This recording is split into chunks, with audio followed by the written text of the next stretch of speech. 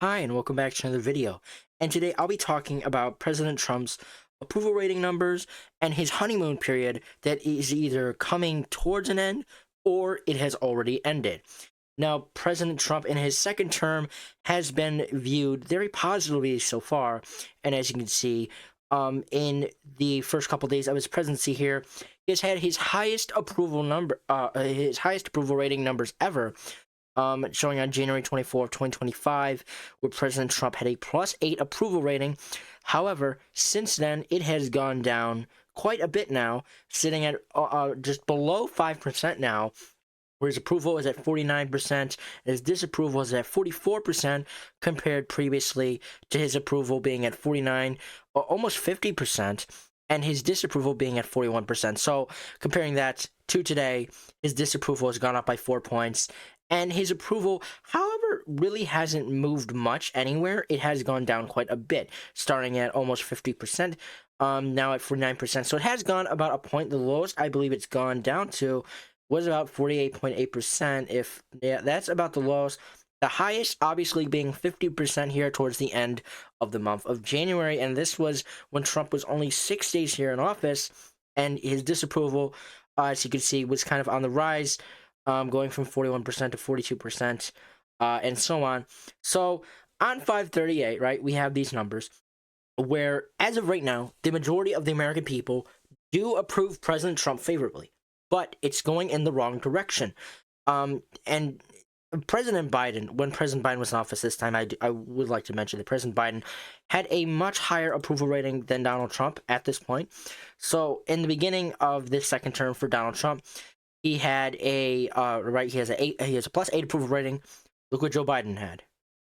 He had so it's February 7th. President Biden had a +18 approval rating, which is much better than Trump did, despite Biden's disapproval rating kind of being on the rise here towards the beginning.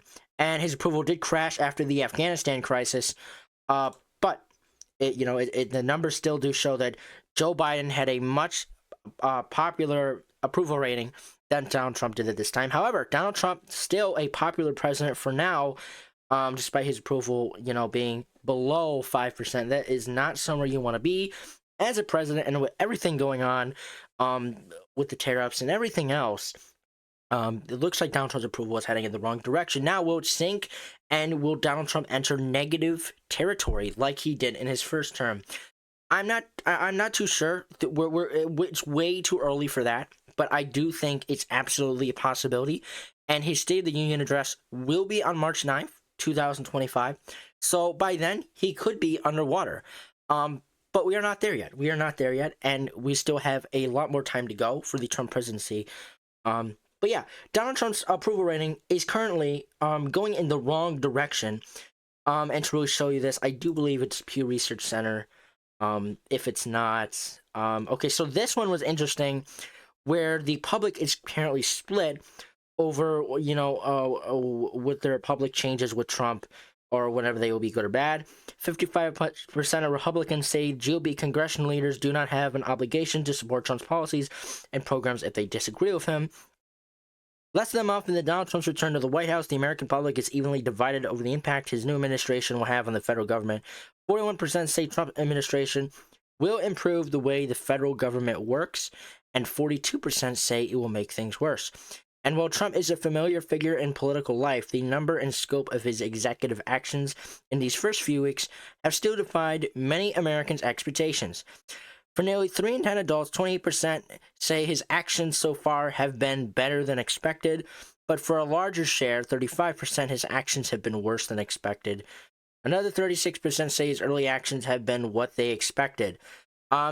So you can really, this last one is kind of like, you don't really know if these people are saying, it's been good or bad or what I expected. It's just, they think that what Trump is doing was already predictable, and that they're not surprised. However, you have these 3 in 10 adults, that 28%, saying that they love what they're seeing and that he's doing better than they imagined. However, you have the second one, where you have 35% of Trump, where they believe his actions are worse than what they expected. Like, they already thought it was going to be bad, but it is even worse than they could have possibly imagined. So you have, this group saying, wow, I can't imagine. I did not imagine that Trump was going to be this great. And then you have the second one being, wow, I can't even possibly imagine that it was going to be this bad. Or you have, these being, I kind of predicted this. So that's what these people are saying. And for me, myself, I'm not surprised. I'm in this category. I am not surprised at what is happening here, and I do expect Donald Trump's approval rating to drop. Because it does happen with every president, right? It happened with Bush. It happened with Obama. It happened with Trump's first term. It happened with Biden, and it's probably going to happen with Trump again. And I can see it happening. So we also have some other numbers here echoing partisan divisions during much of Trump's first term in office. Republicans are upbeat about Trump's actions and agenda, but Democrats find little to like. 67 Republicans, including those who lean to the GOP, support all or most of Trump's plans and policies. In contrast, 84% of Democrats and Democratic leaners support few or none, about 3/4 Republicans. 76% say Trump will improve the way the federal government works. A nearly identical share of Democrats, 78%, say he'll make it worse. So, with Republicans and both Democrats, obviously this is not surprising at all. But what really matters here, I do believe, is the independents. I'm not sure if they have it because this is kind of my first time going over this. I looked at this for a little bit, but I just really wanted to cover it on the channel. So let's see what else. Just over half of Republicans, 53%, say Trump's recent actions have been better than they expected, while 6 in 10 Democrats, 60%, say they've been worse than expected. I'm also not surprised over this. Right, you're gonna have Republicans saying, I voted for Donald Trump to put him back in office, and then once Trump, these couple days while Trump's been in office, they're saying, wow, I voted for this stuff, but he's doing this stuff, and I really like that. And then you have Democrats saying, I voted for Kamala Harris because I hate Trump, and then Trump got in office, and then he does all this stuff, and Democrats are like, wow, this is worse than I could have expected. So also not surprising. And then you also have, let's see, Trump's second term approval begins higher than his first, but lower than most of his predecessors. So you have Reagan at 51% at his first term. And you also have him at 64% in his second term. So that is a 13 plus, improvement for Reagan. And then you have Bush, right, 55% for his first term, 50, when he lost re-election to Carter.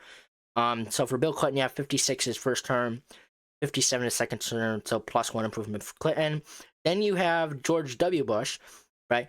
53% in his first term, which was which was 2001. So that was a little bit before 9/11. And then you have him in 2005 during his second term, which he did so much worse. That's a -7 disapproval for Bush. And then you have Obama at 64%, going down to 51% once he got into 2013 and became a lame duck president. And then you have Trump, right, at 44% at his first approval, which is actually accurate because you could see that on 538. I've shown you guys multiple times. Then you have Biden, right? He was popular during his the beginning of his presidency, which I've also shown you guys a couple times. And now we have, where we are today. 2025, where Trump is at 47%, although that's actually not, it's actually at 49%. If you, put all the polls together, and do. But anyways, yeah. So this, they have Trump right now at 47%, which is, it kind of is in line with, everything we've been seeing here. Views on Trump's tariffs and qualities. Overall, the public expressed mixed to low confidence of Trump on several characteristics. More are confident in Trump's leadership skills and mental fitness than him to act effectively in office. Respect the country's democratic values or pick good advisors. More are confident Trump has leadership skills to do the job than he acts ethically in office. Percent who are extremely or very confident in Trump. So we have the Dem or / lean Dem, where it has leadership skills needed to do the job, 7%, and you have the total being 40. And then you have lean Republican, 76. So not surprising. As mental fitness needs to do the job, 6% Democrats, 39 in total, and then you have Republicans, 75. So also not surprising. As physical fitness needs to do the job, 7 for Democrats, 35 in total, 65 Republican. Picks good advisors, 3 for Democrats, 31 in total, 60 Republican sets. Actually kind of shocking. I thought Republicans would be more than just 60. I thought it'd be like maybe 80 or 90%. So you do have like 40% of the Republicans saying, yeah, we don't agree with this at all. Okay, so we also have respect the country's democratic values, 4 Democrats, 31 total. 60 Republicans, also kind of surprising, but not for the Democrats at all. Acts ethically in office, 4 Democrats, 55 for the Republicans. So you do also have some of those Republicans saying, he kind of doesn't, but then you also have the Democrats saying, no, he absolutely doesn't, act responsible in office, which not surprising for the coming from the Democrats and for the Republicans. So let's see if there's anything else. We have most Republicans and Democrats prioritize standing up to other side of efforts to find compromise. Let's see. So try as best he can work with Democrat congressional leaders to accomplish things, even if it means disappointing some of his voters. 38. Stand up to Democrat leaders on issues if they're important to his voters, even if it means it's harder to address critical problems facing the country. 61. For Republicans, and then for Democrats, who say this year Democratic congressional leaders should try as best they can to work with Trump to accomplish things, even if it means disappointing some Democrat voters. 29%. Stand up to Trump on issues important to Democrat voters, even if it's harder to address critical problems facing the country.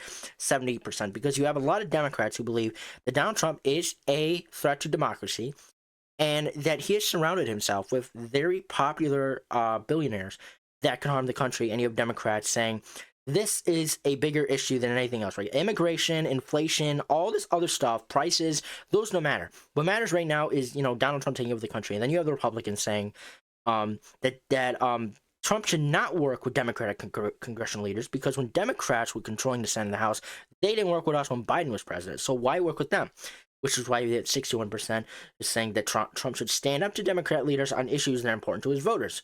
So I don't think that's surprising at all, but I do believe that the honeymoon period for Trump is currently ending, or it already has ended, right?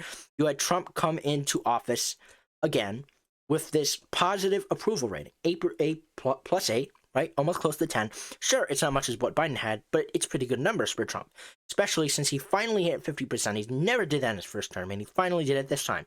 However, now he's at 4%. He just went under 5% about a couple days ago. He was at 5%, and he went below 4%. Sure, his approval isn't as bad as what it was about a couple days ago, but it's still heading towards underwater. It's not underwater yet, but it's heading towards there. You'll also have the same numbers on Real Clear Politics, which I argue is very right-leaning. But if you look at here, it has the same numbers 538 is showing, where you have Trump at a 44 disapproval rating and at a 48% approval rating. Now, 538 right now has him at 49%, while Real Clear Politics has him at 48%. So that is lower than what 538 has it at. And Real Clear Politics currently has Trump at 48% of approval rating. Now, they don't have a graph like 538 does. I'm sure they will soon, but you can see, these polls. Most of them are favorable. You have a couple that are -1 for the disapproval, like for Reuters and for the Gallup. But they also have Rasmussen in there, which is very, very Republican favored, and even on their Twitter page, they do post stuff that are very favored to the Republicans. So I wouldn't use them, I wouldn't trust them, and I wouldn't use them as accurate data, because they could just pull stuff out of thin air, and it could not be true. The same goes for anyone that favors incredibly to the Democrats, in my opinion, is that we really should only be looking at the pollsters that aren't favorable to either party, that don't have people, tied in either with the DNC or the RNC. So yeah, I only trust the pollsters that are really towards the middle, and they don't let politics get in the way of their numbers, and they try to be as accurate as possible. That is why I mostly use 538 and Real Clear Politics. But yeah, I think Donald Trump's approval rating is falling. I believe that it's heading towards underwater, and that possibly by March, by the State of the Union address, it will possibly be underwater. Now, it could not be. It could not be. But I do believe that's what's going to happen. I could be wrong. I've been wrong in the past. I will admit if I'm wrong. I'll come back to this video if I'm wrong, and I'll admit that that I wasn't right. But as of right now, I do believe that President Trump's approval rating will probably be down in the negative numbers by March. However, only time will tell, and we still have a long, long time until we get to, the State of the Union address. We still have a month left. But anyways, that is the video for today. I hope you guys enjoyed watching. If you did, please like and subscribe. And I will see you all in the next video. Bye.